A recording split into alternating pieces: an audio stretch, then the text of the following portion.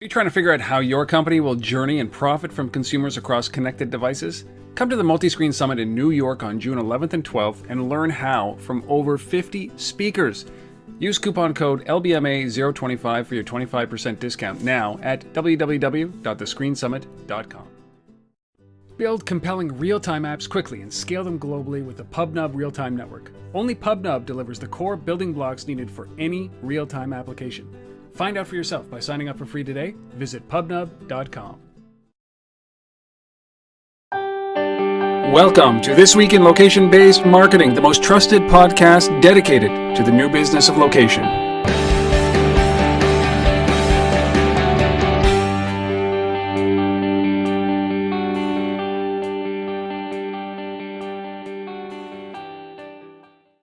Hello, everybody, and welcome to This Week in Location-Based Marketing. This is episode number 132. We're recording this live between Asif Khan and myself. That's early Sunday morning, June 2nd, 2013. My name, Rob Woodbridge from Untether.tv, located in Ottawa, Ontario, Canada. With me as always, in every single episode, without fail, whether you're in Toronto or across the country, this time live from TO. Take it away. It's Asif Khan from the Location-Based Marketing Association. Welcome back to Canadian soil, Asif. I think that you probably spent in the last week more time in airplanes than you did on the land, either in Spain or in Canada. How was your trip, man? Well, I think you hit it right there. I mean, I definitely spent a lot of time on planes.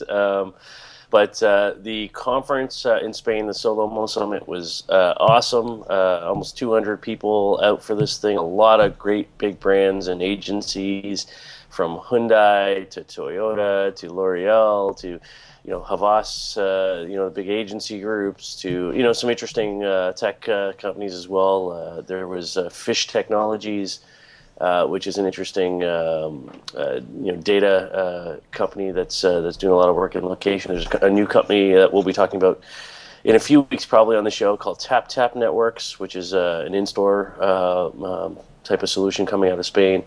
So there's a lot of stuff going on there. It was great to see that the market there is progressing, and that the brands are excited and interested about it. I mean, there was people there from a lot of retailers as well, like companies like Mango and like big fashion retailers that you would expect over there in Spain. So, what was that? Any key takeaways from that thing? Did you find anything that was surprising, other than the fact that there were 200 people there, that they managed to grab the right people? I mean, was there anything one big trend that you saw coming out of that?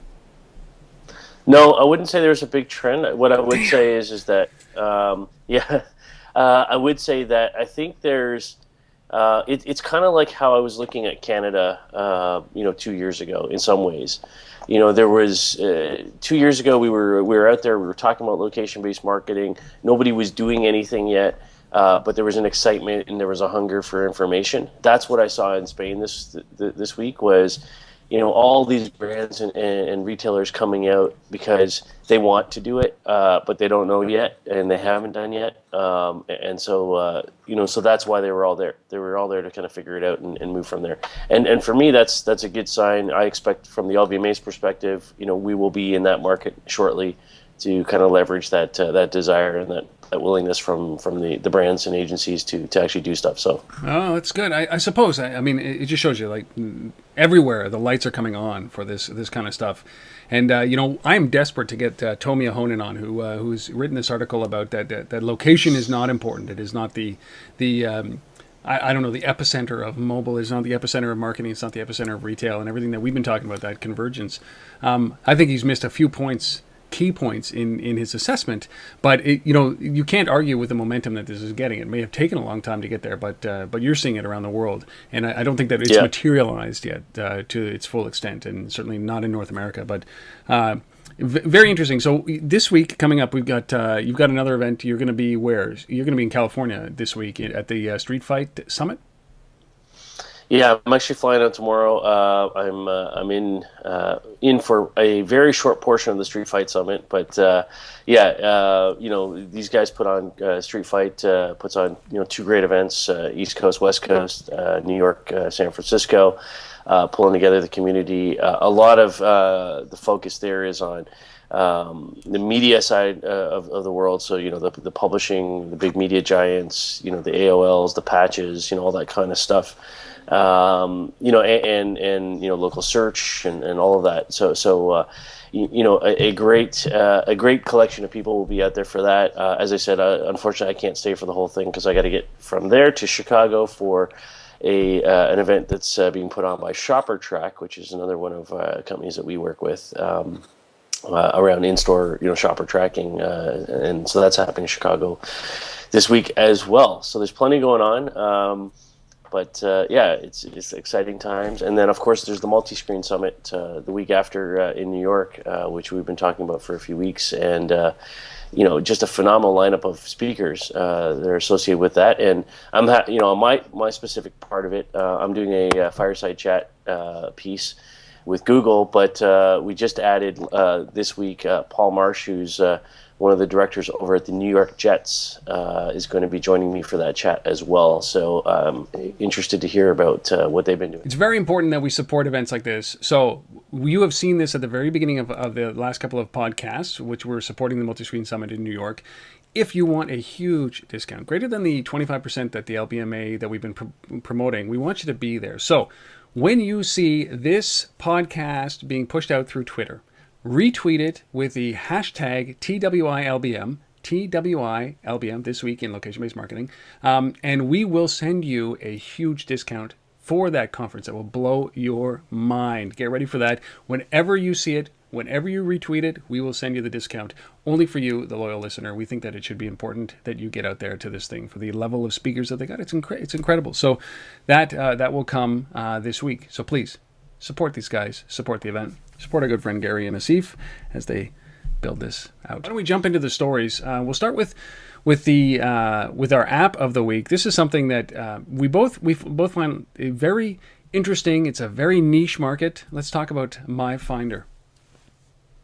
Yeah, so MyFinder is it's an iPhone app, location-based app for disabled and diverse communities. Is what it's being billed as. So this is an app about connecting with other folks around you who may be suffering from similar disabilities. So it's a social network. It's about finding people near you. Maybe setting up dates, getting social support in real time. It could be by ethnic group, it could be by physical disability, religious affiliations. I mean, it's a whole mix of things here, but it's a very focused application around finding specific communities of diversity that are based on your location. And so it's like Facebook in some ways. You set up your profile, you upload your photo, a little bit of text about yourself, all that kind of stuff. And then based on that location, you can connect with other people around you and kind of set up opportunities to connect in the real world. Well, I like this because it's niched, right? There's a broad appeal for a lot of the other applications that are out there, and this really does kind of bring it down into a niche. And but ultimately, it ends up being. I think that this is just another feature of somebody else's product, right? So you'll eventually be able to sort based on your preferences. And doesn't that already happen for most relationship applications? I would think. Yeah, I mean, I don't know. I mean, I think I can see certain groups, certain communities, diverse communities, not wanting to jump on more traditional sort of dating, location-based dating apps and things like that. So having something like this that's segmented and unique, I think there's a market for it. I don't know how big that is, but there's certainly a market for it. And by the way, this is being launched in the UK, so it's created by a guy named Gabriel Sacklin, I think is how you pronounce that. So yeah, take a look at it. Yeah, myfinderapp.com, myfinderapp.com. You can have a good look. That's M-I, not M-Y. So myfinderapp.com. And it's an interesting niche play, and I think that's what we're going to start to see is these segmentation of the markets down to. I would have liked to have seen this maybe take a larger niche of similar type people and put that into an application so that it's very, very specific. You know, I don't know if I like the multiple niches in this one thing. So maybe it's in a religious affiliation app where, you know, you're looking for people in the same religion or to have conversations or social gatherings. Yep. Or maybe it's about disabilities. Maybe it's similar disabilities. Whatever it is, I think that there's an opportunity here to have that kind of really, really honed in niche instead of trying to have a bunch of niches, because then you're a broad play like everybody else. So myfinderapp.com. Cool. I love it. It shows you location has an implication on everything that we do, and especially in relationships and social gatherings. All right, we have 6 very, very important stories to share with you, and we're going to dive into this right away. Now, Asif, correct me if I'm wrong. It's been a while since I've done this, which is send anything by post, by the mail. But it was my impression that when I send something to somebody, like say I send you a package and it doesn't arrive at your house, or arrives at your house but you're not there, ultimately it ends up at a post office where I can then go pick it up. Am I correct? Yes, I think so. I think so. I mean, it's been a long time, right? Since I've actually sent an email or sent a mail, and otherwise it'll just arrive in your inbox. So the Royal Mail through the post office is offering this click and collect program in the UK, which tells you that if you order something online, it will store it in their location until you come and pick it up. Is that the gist of this story? That Royal Mail is actually offering this as a service? I thought that's what they already did. Yeah, I'm confused by this. They're making a big splash around this. This click and collect. I mean, the focus here is on online retail. To be fair, so they're targeting the retail community, the e-commerce, vendors, and saying, hey, order this thing online, and you can pick it up at your local post office in the UK. I'm with you. I thought this is what they already did as post offices today. I'm disappointed in stuff like this. It's where's the mobile components? Where's the package trackers? Where's all that stuff, right? I mean, that you just expect today, right? This is for me, the Royal Mail trying to say, hey, we're still around. We're struggling. I mean, they still deliver. I mean, the bulk of the mail in the UK. There's no question about it. But that's a declining market. And they're like, we've got all this real estate out here, so we're going to try and draw some attention to it by having packages delivered there that you can pick up. You know what? We had the same conversation going on here in Canada. The same thing's happening. The postal service is declining. Now we've got. Not only post offices that are sitting on prime real estate in many cases, where in some small towns, it's like 3 people go there a week, and you've got like full-time staff there. You've got like all this kind of stuff. Like it's not what it's not a good use of funds, and this is why these guys are bleeding, right? So. And then, in the same vein, we've got, and we've had this conversation here in Canada as well, in Ontario, is you got all these libraries, these public libraries, that nobody goes to either, right? Because it's not because people don't want to read; it's because they don't, they're not going to a library and sitting down and pulling off, some book with 30 millimeters of dust sitting on the jacket, and breaking it open to sit down and read at the library. And so the libraries are sitting there going, well, what do we? Well, let's be a post office too, right? And let's be a place where you can collect your package, right? Like it's looking for ways to drive traffic to a destination that shouldn't have traffic anymore.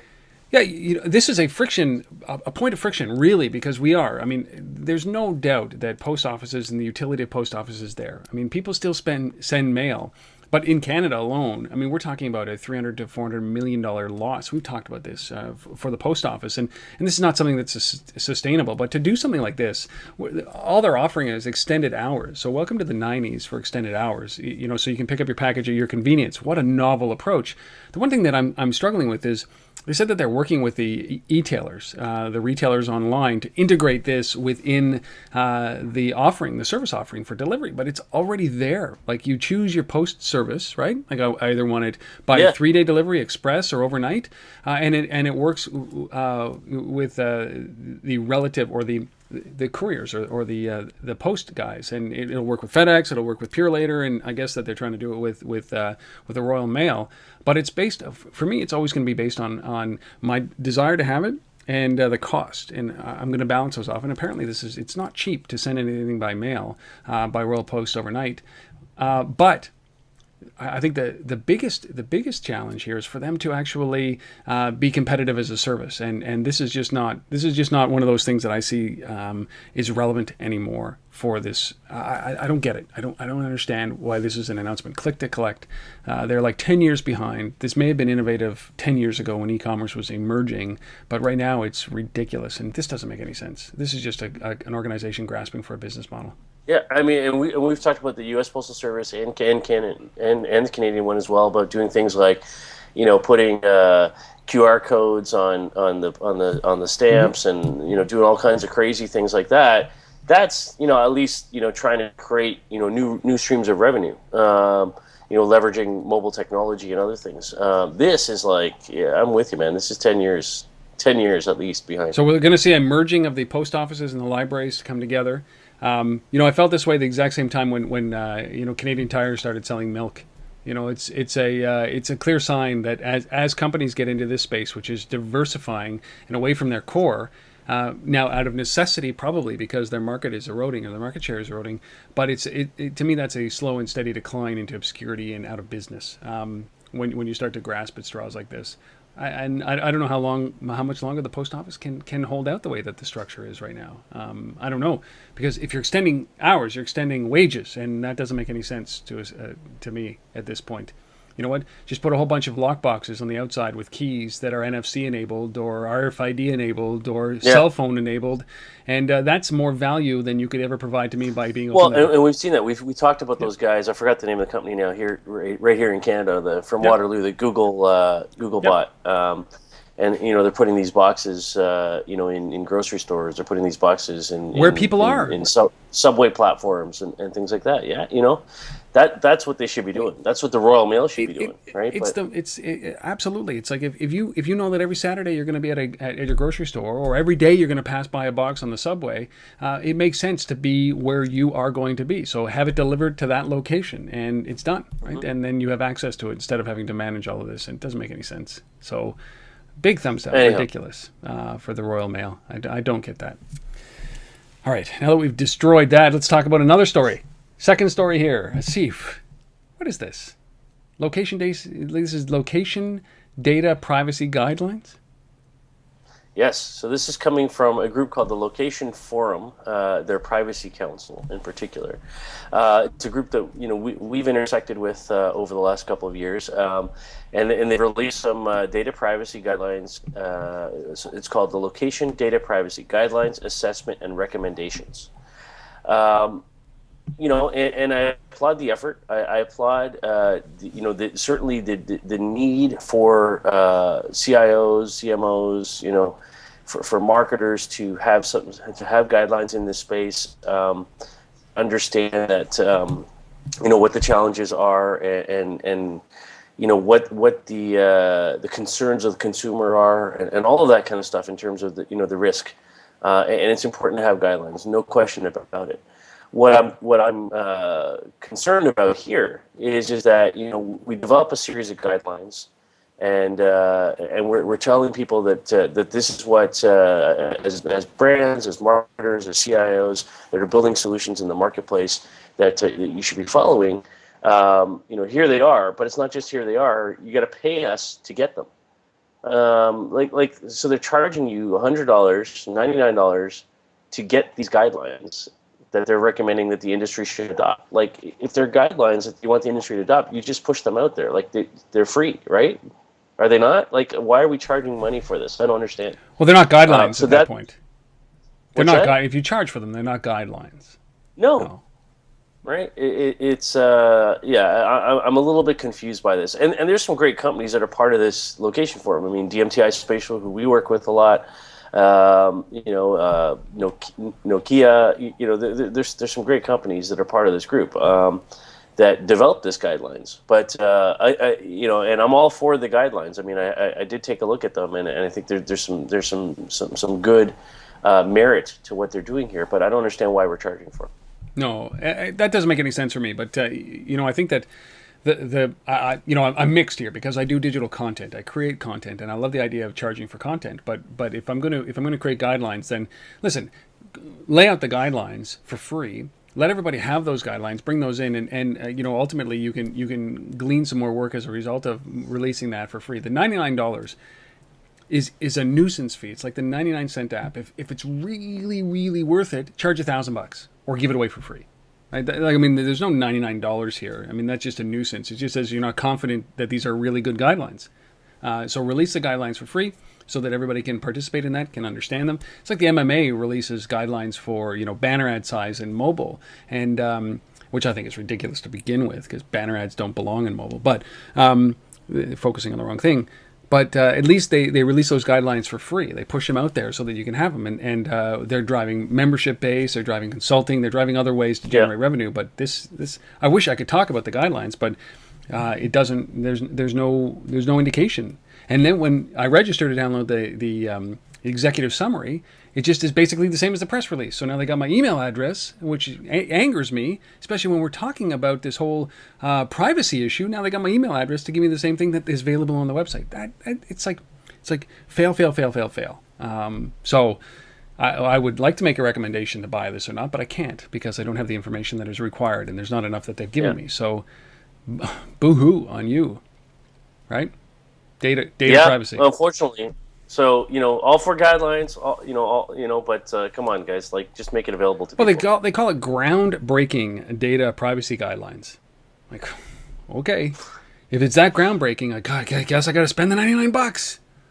No, if it's groundbreaking, it's worth $1,000. It's worth $10,000. If it's not groundbreaking, it's worth $99.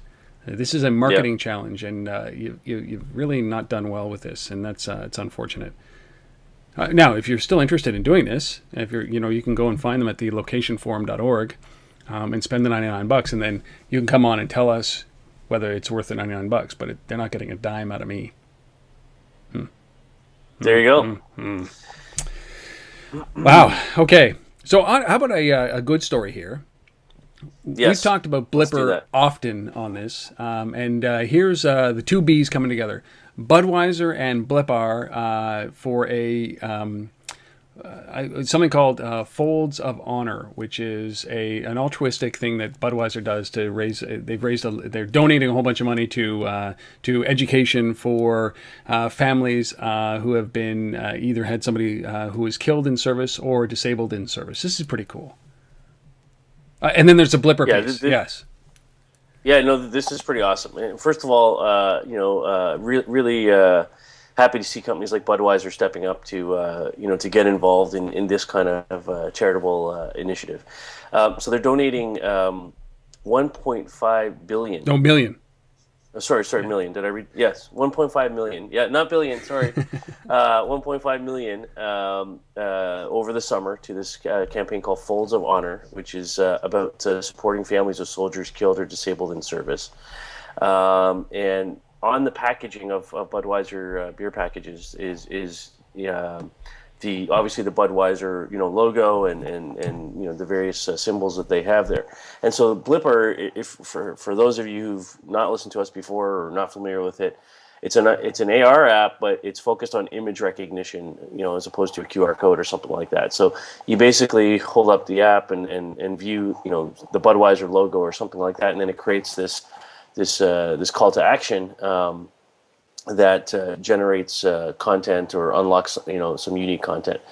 In this case, it prompts you to verify your age. You pick what state you're in, and then it shows a leaderboard of which states have generated the most votes for this Folds of Honor campaign that are going on. And so the top 10 states in the campaign are eligible to receive, about $100,000 in scholarship funds for next year out of this campaign. So, really cool use of the technology. I love what Blippar is doing. They're always doing great campaigns. I mean, even in fact, at the conference I was at in Spain.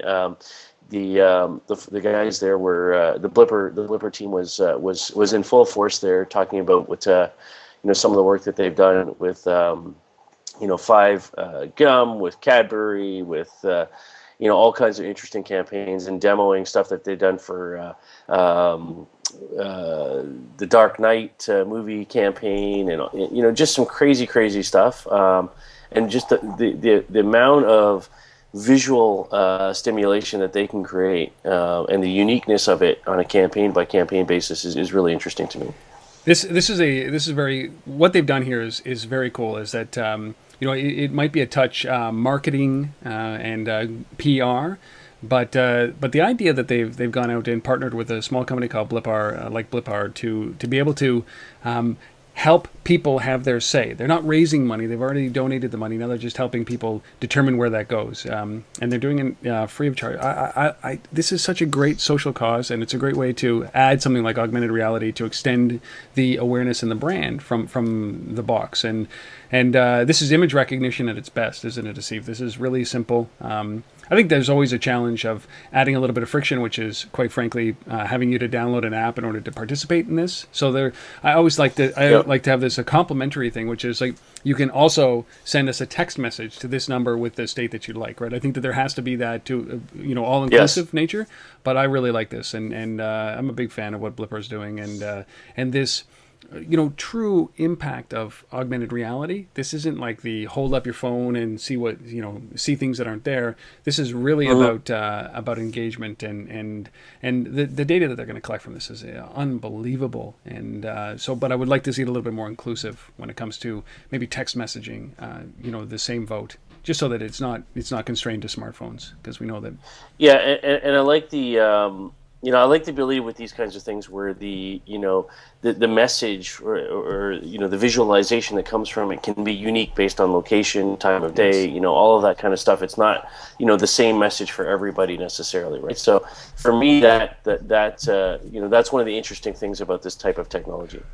And as I said, like we saw lots of examples of this in Spain. So Rich Mitra, who's their the founder and CEO, he was out there. He gave a great presentation on this, on amazing array of brands. And Michaela, who's one of their marketing folks as well, was out there. And so kudos to this company. They're small, but they're scrappy. I love it. Yeah, and big brand like Bud.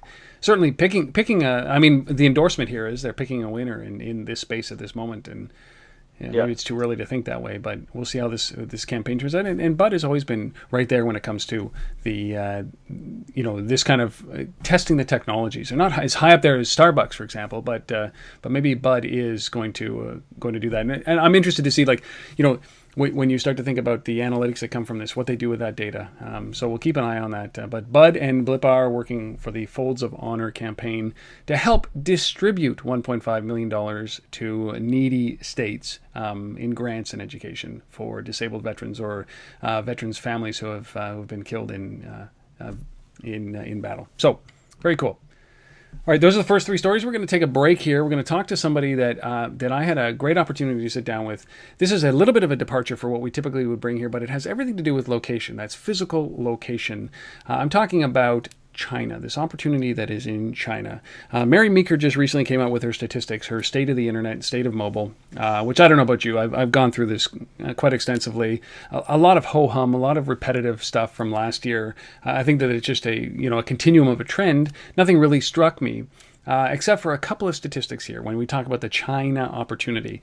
Right now, China is actually turning on more iOS and Android phones than anywhere in the world. They surpass the United States. They are activating more phones anywhere, more smartphones anywhere, especially iOS and Android.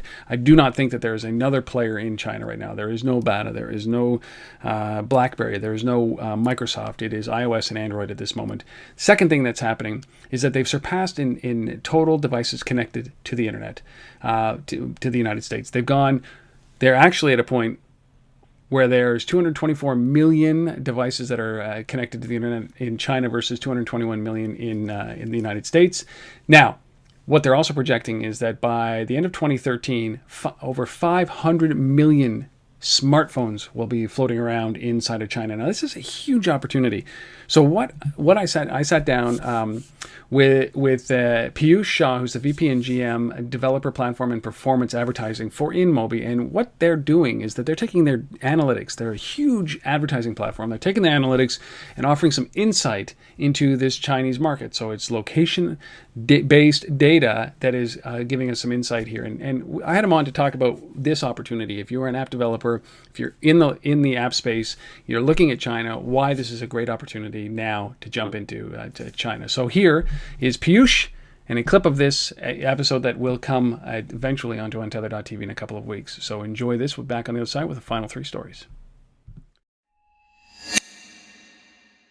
Why is it so important for these companies to be in China? Is it the population? Is it the education? Is it the consumption? What is it that makes it so important for mobile-first companies?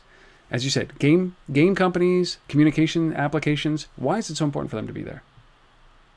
So I think the fundamental is very clear. As a developer, as a gaming or any of these app company, you're looking at essentially 2 things. You're looking at acquiring large number of users who will engage with your application in a much more loyal and frequent way, an active way.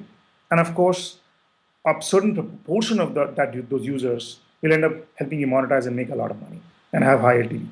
So with that objective in mind, China has got all the 3. So huge number of smartphone devices and tablets now increasing, as you mentioned earlier.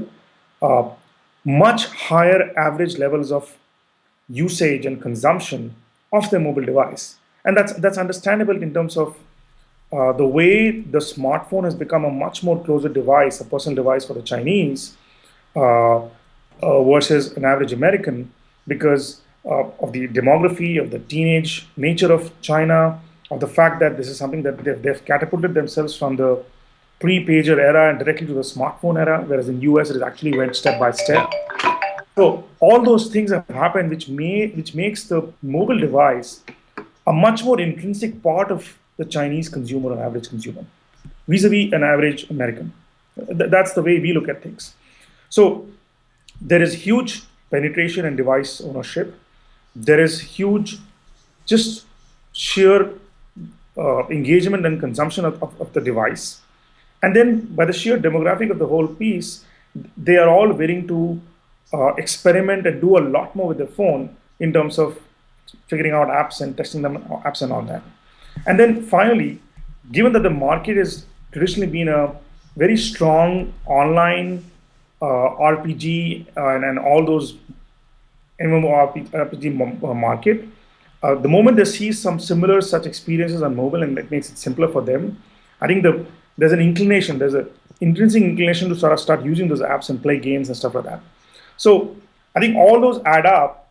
And then the moment the whole freemium model came, where they didn't have to pay for anything, and that's where the whole paid versus freemium came in, it suddenly became such a large thing because all they needed was downloading apps for free, and then they could decide whether they want to pay or not. So I think all these 3-4 things have added up a lot more, and that's why one has to be very clear that you cannot just ignore China anymore if you're looking at a global app business where you have a generic app which can get consumers. So that's the way we look at it, and increasingly for a lot of global developers who work with us for China or for China, Japan, Korea, they realize that if they're not in those markets, they're pretty much losing out 40 to 50% of the opportunity.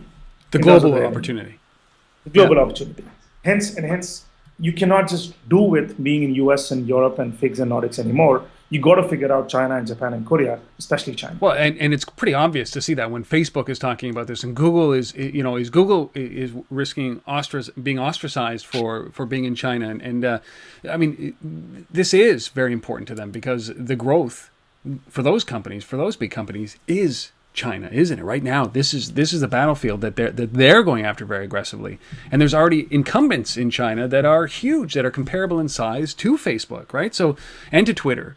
So this is a market that obviously needs to be penetrated. I'm not saying that you know that's the sole reason that you go in there, but you talk about key factors in there. Is that I got to hone in on a couple of these. Is that they adopt the technology much better. Freemium is a very important piece, as you've said, and I've talked to a number of companies that have gone in with that freemium model and made a lot of money as a result of this. And in the early days, if you wanted to get into an emerging economy or a growth economy like China or India, for that matter, I think of Lever, and they had to offer products that were comparable to North American products, but at a reduced price in order to be able to penetrate that market because of the disparity of income. But with a freemium model and small microtransactions in local currency and a huge volume of people that use the product, all of a sudden you're in the market and you've adopted the currency and are able to sell. Is that how important is that? That must have been the catalyst for driving some of the growth of some of the early companies there. Absolutely. And I think there are two parts to that whole freemium thing and why it's become such a catalyst for Chinese users to sort of spend more. So one, as I earlier said, the whole propensity is to sort of experiment and this inclination for emoticons and virtual goods and all that stuff from a culture standpoint. And that's true for both China and Korea and Japan at some level. That is one, from a propensity to do much more in-app purchase behavior vis-a-vis an average US guy, because they've just grown to play and share emoticons and share swords and do stuff like that. So that's one angle. The second angle, which is quite paradoxical, is the absence of Google Play, where people used to think that because there's no Google Play and there's no standard method of paying in China, it is a crazy market. How will I make money? Because users have no way to pay me in China. It's actually quite the reverse. I think what has happened in China is because the top 5 distribution platforms are the big app stores, whether it is 360 or 91.com or Tencent's own distribution platform, they have very interestingly aggregated a range of payment methods, ranging from Alibaba or Tencent's own virtual currency and all that stuff, which is already a very prevalent method of payment in the country. Many more users have been using that in general for online payments in that country. And it was very easy for them to gravitate for that on mobile also.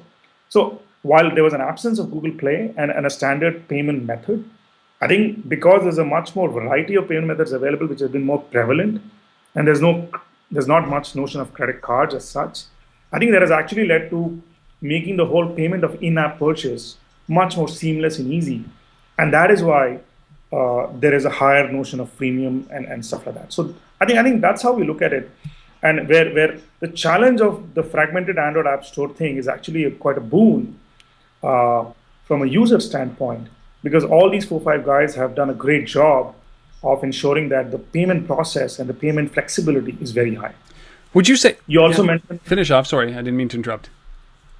Sorry, you also referred to the whole problem of piracy and the fact that the trust is not there. I think these 4-5 big distribution platforms have done a great job to show that they are trustworthy.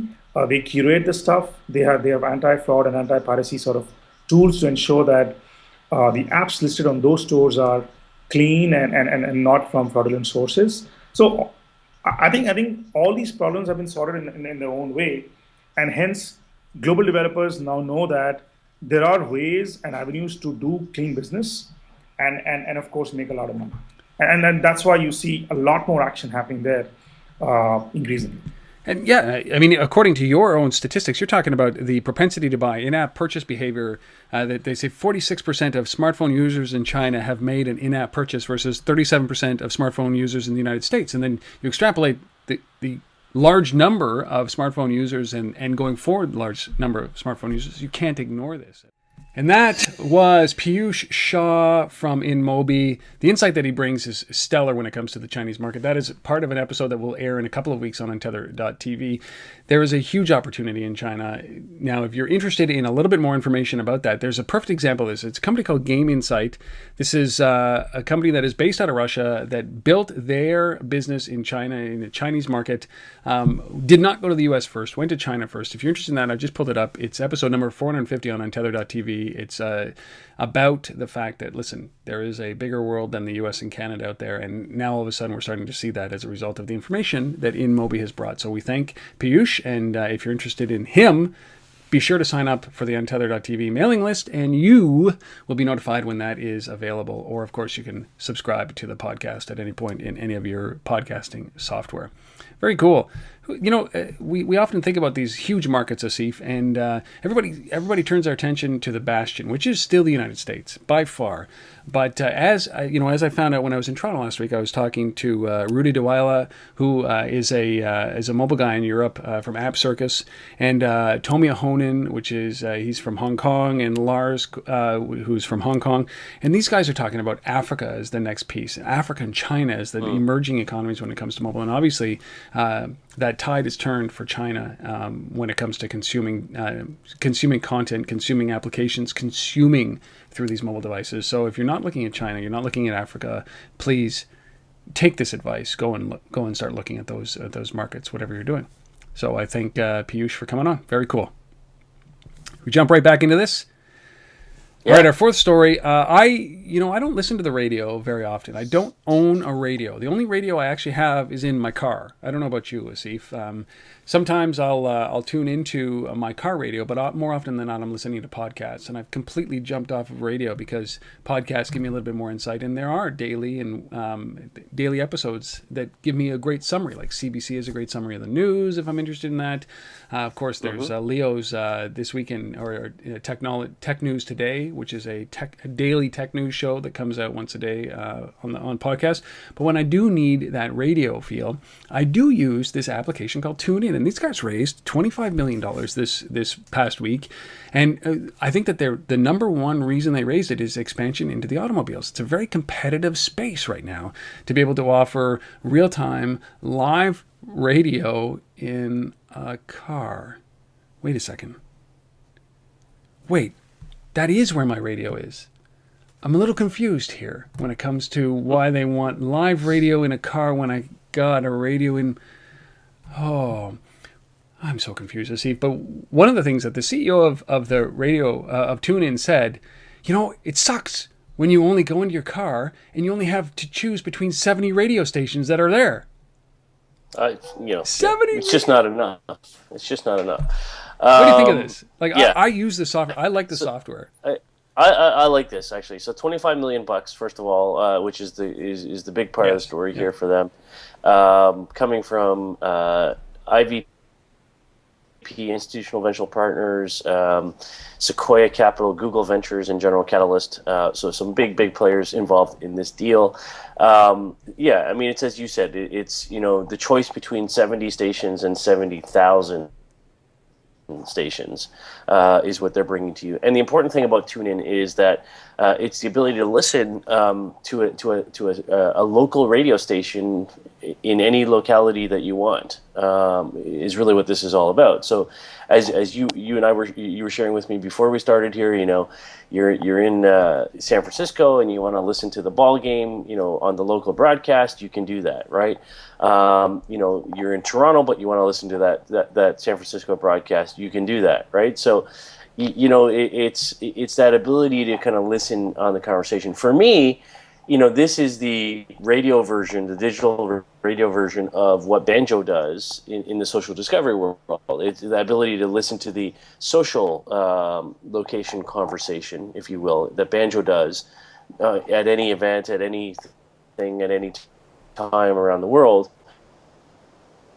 And the same thing here from a radio perspective.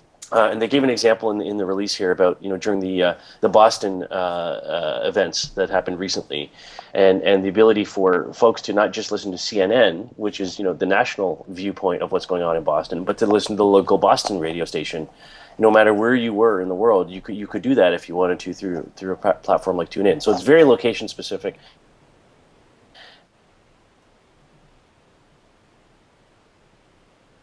And that's what I like about it. The opportunity here, though, for these guys is really around advertising. And we've talked a lot on the show about Pandora, about Spotify, and how almost all the ads now that are delivered into those platforms are location specific. So if you see an ad for Home Depot, you click on it, and it understands where you are as a listener and gives you directions on how to get to the closest Home Depot to redeem. So that's something TuneIn has not been doing yet. And the ability to tie that into the car, maybe in connection with platforms like Proximity, and I think there's a huge opportunity here, and hopefully that's where they can get some of the 25 million bits to grow the advertising piece of this.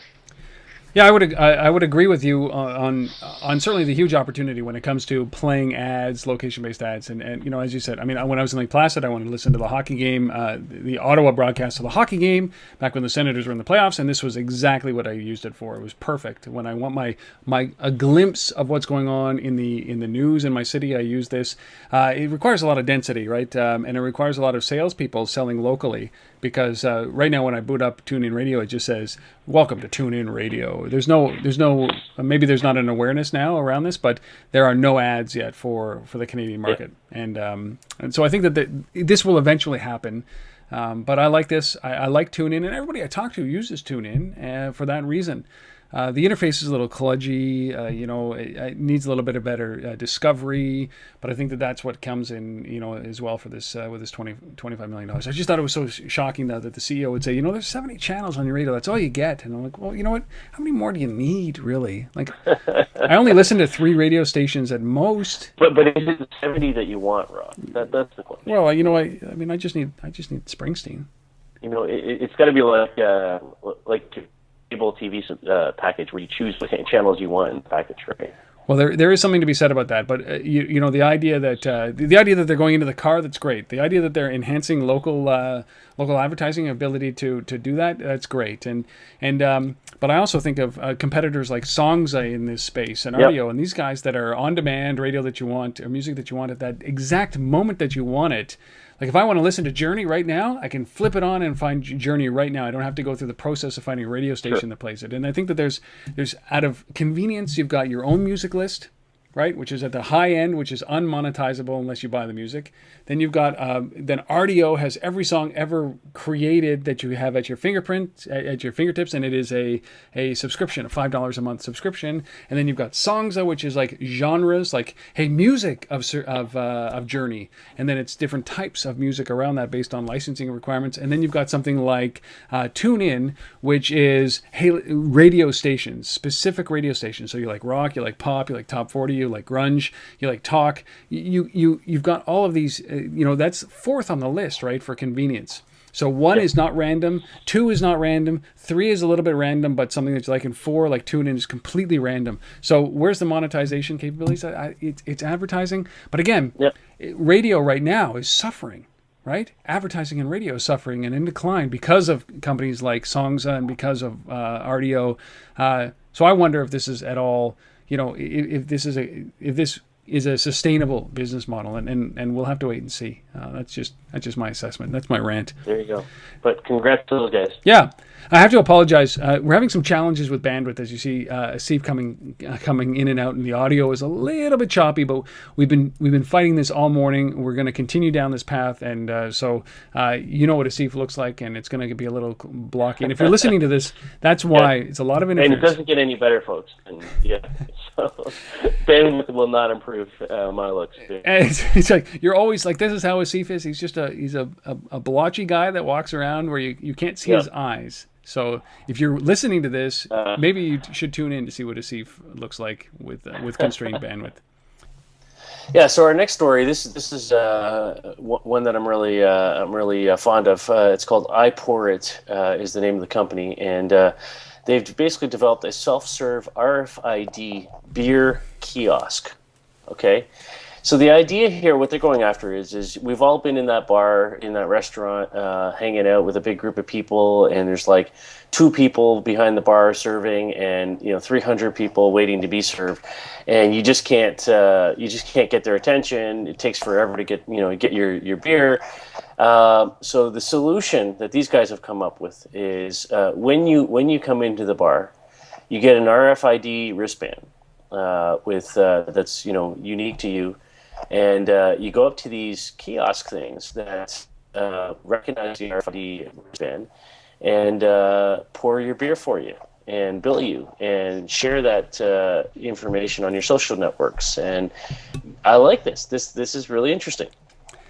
This is, you think about the implications of something like this. It's very simple, and I've been to restaurants often where they have they'll have a wine dispensing system at the table where you just choose your wine and it dispenses the 4 ounces or whatever you get in a glass of wine, and then it goes to your bill, and I like that.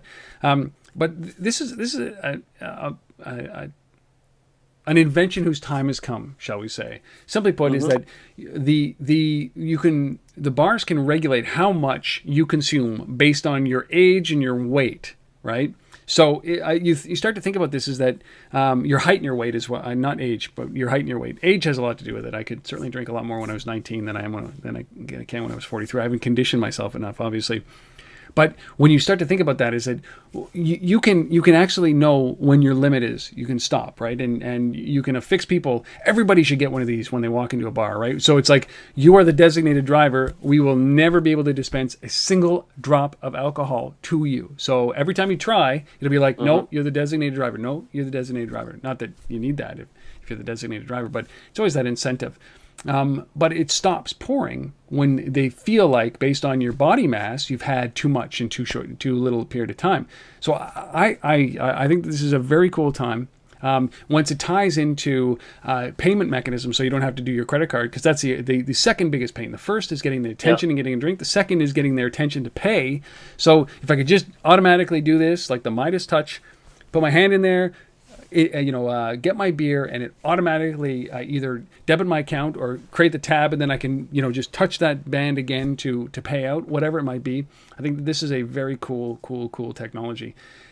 The biggest thing, though, I see here is the data that it collects. Yes. Oh my God, like Beergram as well. We talked about Beergram many times before, but their money is in the data that they collect about trending beer trends and microbrewery beer trends, and watching it happen is, there's a popular beer on the East Coast, and then you can make sure you have enough on the West Coast as that arrives, and you can be at the forefront of the beer trends. And I think these are the coolest things. Data. Yeah. And the interesting thing, as I was reading more into this, I was looking at sort of the value proposition for putting these kinds of systems in, and they were talking about the revenue model for iPourIt is they take 1 cent for every ounce of beer that's poured. Love it. Which isn't a lot of money, but what they said was it's about the accuracy of pouring the exact amount of beer that should be poured. Right. Because apparently, on an average, more than 20% of every keg is typically lost to overpour. So you think about that, and you think about the savings that you can see from a system like this with accurate pour, and combine that with all the data that you're gathering on loyalty and social and and who and how much and all of that. There's a lot going on here. So I love this. Yeah, lots going on there. Like it's worth a 1 penny an ounce, right? Yeah, totally. So this is something that we've got to start to see. I mean, they talk about it. I think that the video that we rolled at the beginning, they talk about the cost reduction in you don't need staff, and I don't think that that's the right message. Just from a marketing message, don't use that. Cutting staff is never a good message, especially. Hey, look, I mean, we all know, at least when we were younger, Rob, we go to certain places because there's a certain attractiveness to the staff in the place. Yes, right? There's an appeal. So that's important, right? Machines not. You can't get rid of that. No, so. You're not gonna there is a reason why people go to these places, and can you imagine it's like Coyote Ugly with just beer machines? It's not gonna work. So you never market by saying, listen, we're gonna help you cut your staff and reduce your costs. It's more about spillage, overage, over pouring, not collecting. Whether you like it or not, a lot of people pad their pockets in restaurants based on pouring beers, putting the cash in their pocket. And quite frankly, look, if I don't have to wait in line for 15 minutes to get a beer, yep. right? The chances of me, having more beers while I'm there is quite high, right? Yeah. Right. So you're going to sell more in the end. Yeah, this is very cool. I like all of this, and it's in the nascent space. And I've seen it, in a couple of bars, but I like this idea of the RFID bracelet based on weight and height, and it'll allow you to consume. And then there's always the override, right? Which is something that the managers now will have even more power, right? The override. Mm-hmm. So iPourIt, you go to iPourIt.com, buy the ounce, BUY the ounce. I like it. All right, our last story here. Good friends at ESRI trying to commercialize or at least get into the developer game, leverage their data or help developers leverage their data. This is an interesting first foray. Something called fish alerts, Asif.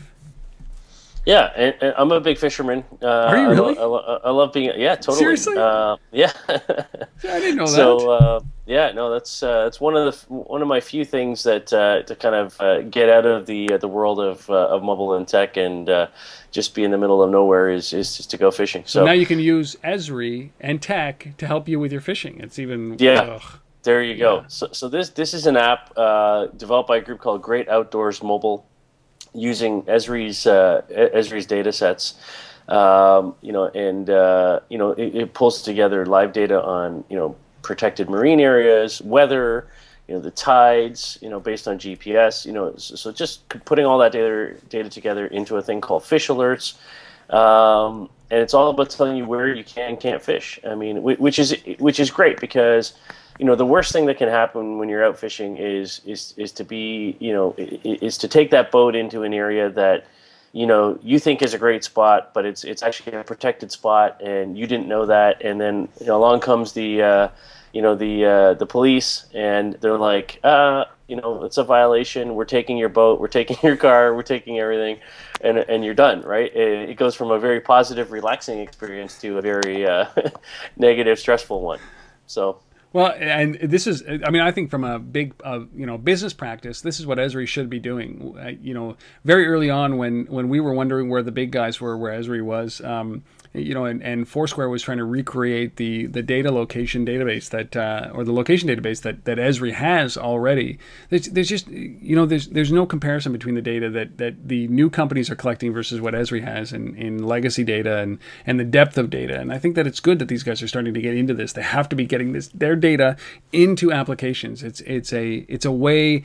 It can be their lifeline, their blood, right? So this is an interesting example of one. But it just shows you the diversity of the data that ESRI has. So if you haven't looked at ESRI right now, like if you haven't thought about them as a data provider, I don't know what the fees are now. I think that's one of the biggest challenges for small startups is that Foursquare opens up their API for free. And if ESRI knew what they were doing, if ESRI thought about this, maybe they would open a subset for free and then when you got to a certain level, start charging for it. So maybe there's opportunities there. And there's probably no richer source of mapping GIS data out there than what ESRI's got. So I look forward to more of this kind of stuff happening, leveraging their data sets. So if you're a fisher like Asif, you can go to fishalerts.com or you can just check the app store for Fish Alerts, the app, and make sure that you don't get everything impounded and stranded in the middle of a lake swimming to the shore when you're just going out there to try to relax and fish.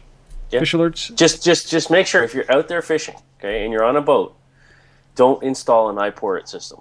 Okay, exactly. that will get you in trouble, right? You know what? One of the things that I read in that iPourIt story was that there's this portable version of it that you can bring out to patios. So I think that the infrastructure, the tube has to end in a keg somewhere. So as long as you can float the kegs behind you in the boat, I believe that it'll keep it cool enough and you can pour enough. Those are the 6 stories we made it through. Bandwidth constraints aside. We made it through those 6 stories, and our special guest, which is Piyush Shah. We have one last thing to share with you, a Canadian perspective on mobile and mobile advertising brought on by eMarketer. This is our resource of the week. Asif? Yeah, so this is a new report called Canada Mobile Advertisers Trail Users Uptake of Mobile. Just came out a few weeks back now. Paul Briggs is the guy who led this effort. So he's basically eMarketer Canada now. I contributed to this, as did a number of very, very well reputed folks here in Canada, from brands, from companies like Plastic Mobile, Loyalty One, the Mobile Experience Company, Juice Mobile, quite a few. My good buddy Ray Reid over at Ogilvy, Neo Ogilvy, also contributed to this. So lots of great stuff going on here. There's a section towards the end called Mobile Campaigns, Adding Apps and Leveraging Location, with some data there that I think might be useful. So if you're in the Canadian market specifically, this is a report you might want to check out. So again, it's from eMarketer. So you can just go to eMarketer.com and look for Canada Mobile. And are you going to put this up on the LBMA website if possible, or is it? Yeah, I just need to check whether we have permission to share or not on that. But yeah, it likely will be there. It's I don't think it's a surprise that Canada lags behind in this kind of thing. I mean, it's a flip because I think our media and our advertisers are very conservative when it comes to doing anything that's out of the norm, out of the ordinary. And I've spoken to, when I did a lot of work with Post Media and national organization, our national media company, print media, is that when I went in and talked to their clients or their customers, our advertisers, they were hesitant to do anything on mobile, because they said, the number one reason, what the challenge was, when they went to the websites, they never saw their banner ad, right? And so it was hard to justify it. So when they opened up the newspaper, they saw their ad, right? It was unmistakable. And they said when they put an ad in the newspaper, it drove people in the store. And when they put an ad on the website, there was no clear measurement because they never saw it, or they didn't see it. It was the number one complaint that I heard over and over and over again. So I think that there is a conservative nature to the Canadian advertiser. But what's surprising is that, listen, we are in an age where 2/3 of the Canadian population uses mobile devices. We consume all of our content through mobile devices. The more affluent, that great age. I talked to Tom Hearn from The Score, which is a Toronto-based company, a sports company, sports news company, and they said their biggest challenge right now is they just jettisoned the television station in order to be able to focus on mobile, because that's where the 18 to 35-year-old buyer is. So it's on one side, from a Canadian standpoint, we're looked at as conservative, and so it lines up very well. But on the other side, we are so digitally savvy. It drives me crazy that we're behind. We could be a leading nation if we just took a little bit of risk, right? This is what we need to do. And so when I see reports like this, it's like all it does is cement the fact that we are a little bit behind everyone else, and that's not good. I do not like that. So maybe this will be the spark that lights things up for us to really jump in and get these advertisers involved in the mobile space, certainly location. So eMarketer.com, the Canada report, and hopefully on the lbma.com/research. Whew, Asif, right. Everyone, every once in a while, there are things that conspire against us in this technology, and it's like some episodes are like pushing this boulder uphill. Doesn't it feel like, and there's been a lot of challenges today, for sure. And we get through it, and we're like, oh, okay. now the bandwidth is pure and clean and pristine, and I see you and your voice is coming over perfectly. It drives me crazy. All right. Look, thanks for tuning in, everybody. This has been episode number 132. We'll be back with episode number 133 next week. Wherever you are, if you decide that you enjoy this, you made it this far, you made it through this episode like we have, I think it deserves a like. It deserves a 5-star review on whatever podcasting software you are using. It is our currency. Please do so if you actually appreciate this stuff that we bring to you. If you don't, stop listening, right? Don't waste your time with us. You're either going to review us or you're not. So enjoy it. Give us a review. If you don't enjoy it, unsubscribe, and go and listen to something else. That's pretty much cut and dry for the way that I feel. If you enjoy it, let us know either by Twitter or by email or by just giving us a review on iTunes. We'd really appreciate it. And I certainly hope that you do find some value in this. And if you are a big fan and you like this and you're a company out there and you'd like to use this platform, we've got thousands of great people that listen and watch this every week, and we appreciate every single one of them. But if you're interested in sponsoring this show, we'd certainly be open to that. We've had some great sponsors on here in the past, and we look forward to some new ones going forward here in the future as well. All right, let's end this before the bandwidth cuts out one last time. We will see you guys next week for episode number 133. Thank you for tuning in. Thank you for being patient. We'll see you next week. Have a safe one. Asif? Enjoy San Francisco. Say hi to the warm weather. Thanks, buddy.